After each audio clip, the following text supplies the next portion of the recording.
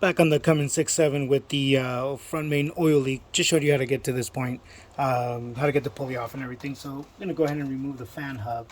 As you can see, fan hub bracket, I apologize. This bracket's definitely in the way of the front timing cover seal. So definitely got to get that done, get that out of the way. Go ahead and put that down. This thing's pretty, it's not heavy, but if you've never taken one off, you'll feel like, oh man, I thought it was a lot lighter than that. So don't just expect it to float up in the air like that. You gotta put a little bit of a tiny amount of strength in it. It's not that bad. Don't let me exaggerate. It's not that bad. There it is.